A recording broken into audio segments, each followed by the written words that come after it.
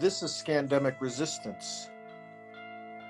I'm Thaddeus Kaczynski, and we're joined today with Renee to talk about the problem of trying to identify the causes of the evil we're facing. And to simplify things, we could lay out the causes in a binary. On the one hand, you have bad people doing bad things. Psychopaths, Satanists, just really selfish, narcissistic, deluded people in power, using their wealth and power to manipulate and enslave others. And we can name names. On the other hand, you have the causal agency of bad ideas, mindsets, paradigms, modernism, the Enlightenment, liberalism, secularism, atheism, communism, and how these ideas seem to cause evil. And there's not just one or even a group of people behind them. They almost have a life of their own. And then third, I guess maybe not just a binary, but one more: secret societies, groups of people who have an agenda. This is the conspiracy theory area. Conspirators who are bad, but also motivated by ideology and power, and they have created, discourse manipulation, propaganda, structures of sin. And so all these three things, these three kind of different agencies cause evil. It's not easy to understand the relationship among them, and which is primary, secondary. And so I thought it would be good to just discuss this puzzle. Yeah, good idea. So would you say that first that the secret groups, the area you called, the area of sort of conspiracy, conspiracies, let's call them that, and then individuals, would you say that you're calling those different? They're different. Yeah, I think like you could I mean, regardless of what the like reigning ideology is in a culture or society, there's just bad people. Yeah. Tend to rise up in power. Mm-hmm. Andrew Lobachevsky talks about the pathocracy of psychopaths who tend to get in power.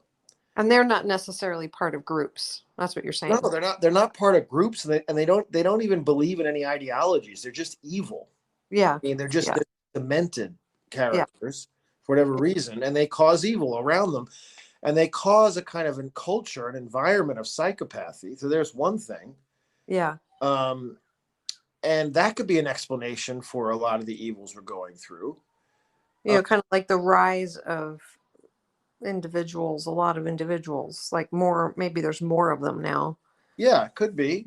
Or maybe they're seen as, people sort of admire them because they're almost like, that sort of lone wolf out there, getting it done, like they do what needs to happen to get it done. I mean, we could take an example. Like, I've done this. I'm looking back at my writings on the scamdemic last 3 years. I've analyzed it in terms of basically the product of liberalism. Mm-hmm. Okay, so you have all these isolated, atomized individuals. You have a culture of nihilism and relativism. And you have this vacuum at the heart of the culture. There's no transcendent. There's no sense of a common good. There's no sense of an awareness of eternity, of the spiritual life and the purpose of life. There's just this kind of individualistic will to power of each individual doing what they want as much as possible, materialism and all these things. And it leads to the possibility of there being a kind of fanatical totalitarian agency that emerges, which all of a sudden becomes a kind of idolatry for people. because they want most of all to feel secure and to feel safe and to have a sense of moral superiority. They can't get this from religion. They're not getting this from the culture. And so the totalitarianism is just sort of the logical inevitability of this kind of vacuum, and whatever form it takes. I mean, the war on terror was an example of this, and the scandemic was. And so all the people who, gave into this idolatry were just sitting ducks. Mm-hmm. And you can really explain it in terms of cultural pathology that was a breeding ground for totalitarianism. But then again, it's like, wait a minute. There were bad people who lied, who planned this, Mm-hmm. who, you know, who themselves are just wicked, you know, and they basically are the agents, the CDC and Bill Gates and Fauci and Yeah. the guy who promoted the fake PCR test, Drosden, Mm-hmm. Mm-hmm. and you can start naming all these names, the CDC director, Yeah. Rachel Walensky, Ferguson, the fake models, um, and then of course there's Klaus Schwab and the WHO. And then you start getting into the WHO, CDC, NIH, and you realize this corruption is sort of like a whole nother world of evil that has nothing to do, seemingly, with the way of explaining this in terms of, like, secularization and rejection of the church and modernity. They almost seem independent of each other, you know Mm-hmm. and and then you have this sort of understanding of this as leading to a kind of, antichrist, new world order, which has been planned for decades. And the scandemic is just one among many of onslaughts to bring this about. I mean, what does that have to do with the secularist culture, with things like liberalism and scientism and modernism, nihilism? It's just hard to put. And what's interesting is when you read the discourse on these things, the people who are really good at understanding the players and the conspiracy and the elites, from popular spokesmen like Alex Jones to more, um, academic and intellectually informed people, like E. Michael Jones, or people who have talked about, the Freemasons, and then you have the whole prophetic way of explaining this too, with someone like Mark Mallet. On the other hand, you have people who are just focusing on the ideas, the academics who are conservative minded and traditional minded, the communio school, the Schindlers and the Mm-hmm. Hanbys, and people who write for First Things and Modern Age, and what's interesting is there doesn't seem to be a way of synthesizing these together, because each of these schools, if you call them, don't really talk to each other. They talk past each other. They're not united. And for one, I mean, I'm someone who tries to read all of them and try to figure out the truth in, each school, each perspective, each way of understanding. They all seem to have, uh, you know, uh, uh, they all seem to have an insight into this, and they all seem to really get it. But they're so different from each other. I don't know how they all relate to each other. The problem is the people who speak and write for each of these schools tend to have hostility toward each other. Why do you think that is? Well, I mean, honestly, it is safe to talk about the ideas, just to talk about things in terms of, like, how things came from modernity. And Well, that's also their expertise too. yeah, but I mean, there's a little niche for that, and you can get away with it, and you can sort of, write Yeah. books on it. Once you start naming the actual agencies and agents and operators, you know what happens is the people who are behind these things get really upset and angry, and they attack. Okay, and so a Mhm. lot of the people who do name names are not embedded intellectuals. That they have nothing to lose. They're just sort of either independently wealthy, or they just don't have any. They're not going to get fired from anything. I mean, academia. You're not in academia. You're only allowed to talk about the ideas, Mhm. and there are niche place. There's a niche for conservative traditionalist, you know, philosophy of culture, and you're really allowed to say it all. I mean, this wasn't true 10 years ago, but it's changed since then. You really can attack liberalism now. You can even attack Americanism. Um, Yeah. certain things you can't talk about in history. So I mean, you're saying that often academia moves too slowly. no, I don't think it moves. Well, yeah, it does, but So I it takes a while. Like people will, I mean, because I remember this, people will attack you for something, and then 5 years later, they're actually on board with yes. it. And Well, so, that's true, but the but biggest things are problem, actual events are moving much faster than that. yeah, and the And biggest problem, the evil is actually moving much faster than that. They're not keeping up with it. no, Mm. but what these academics though are never doing is really tying the evil in the ideas to actual people and groups, and and occult societies who are actually the ones wielding the power and doing things. Well, let's talk about that because I have a question or just something to bring up about that. It's really to me the difference between the causality of ideas like versus um, actual historical actors. So a lot of times, what I think we tend to think is that the thinking is sort of more primary, maybe, or it's kind of like, oh, these ideas get going, and then they sort of engender, like we talk about the Enlightenment ideas, in a sense, engendering something like the Masons, with their great architect and their focus Well, on, or is you it vice know. versa though? Is Freemason really an agency for the Enlightenment ideas? Well, I don't. I mean, that's sort of I'm just saying that's kind of a traditional idea, right?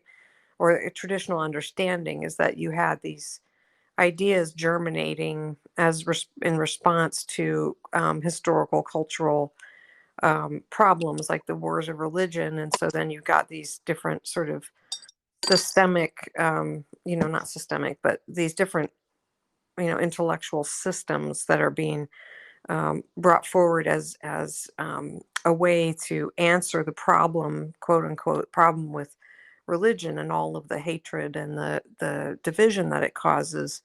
And so then you've got these kind of, man is the measure of all things, this sort of, we can fix it, we can do it. And then those ideas and those responses start to generate these kind of different societies. And then they're against, religion, they're against the church. And so then there's a kind of divide there, and they end up becoming really unhealthy, and they become places of power, and then they start trying to take over.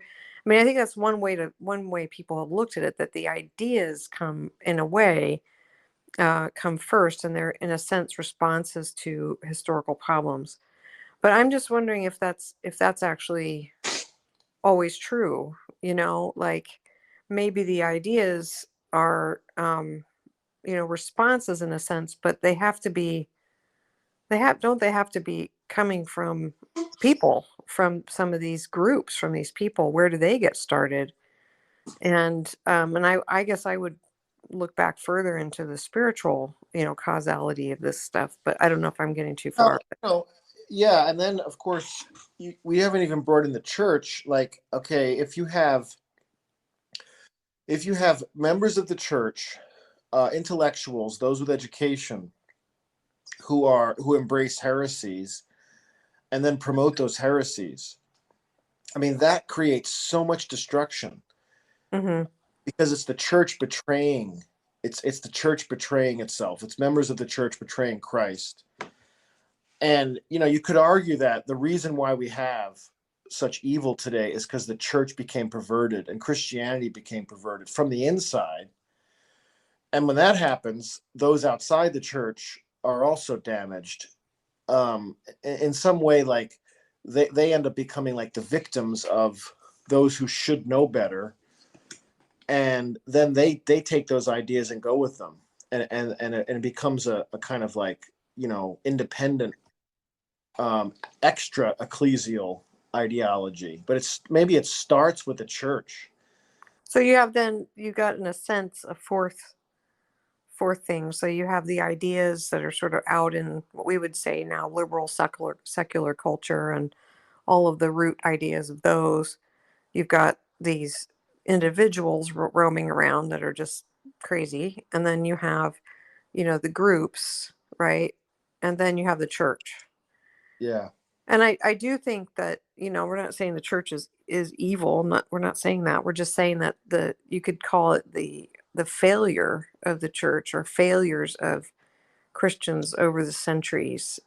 Christians in the hierarchy, individual Christians, groups. If you think about it, the era of the Protestant revolutions, that was just such an enormous failure on the part of Christian culture, and the church as well. I mean, the church was, hierarchy, and the people in the church were part of that failure. If you read history, you realize that they lost their saltiness.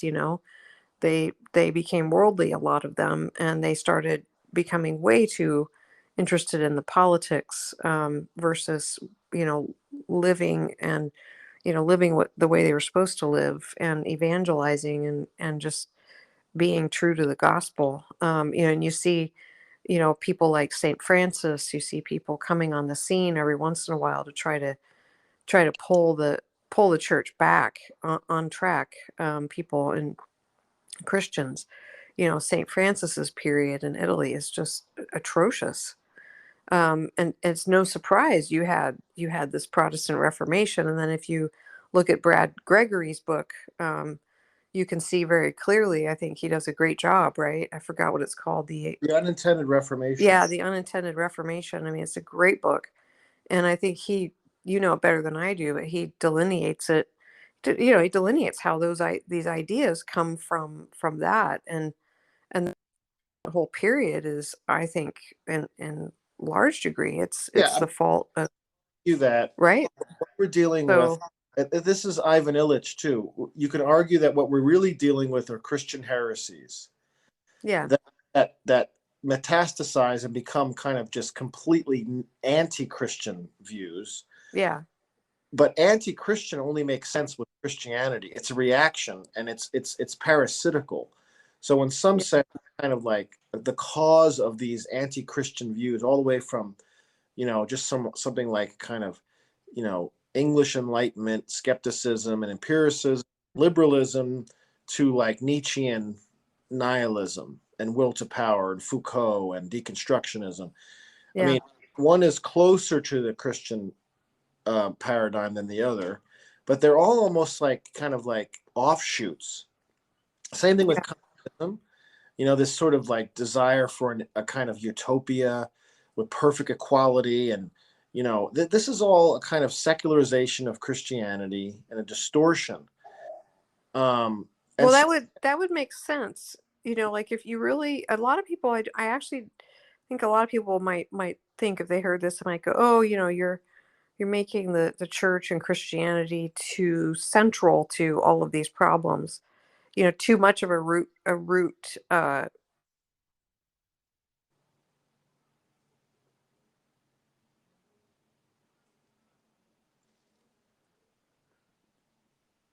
we lost you there.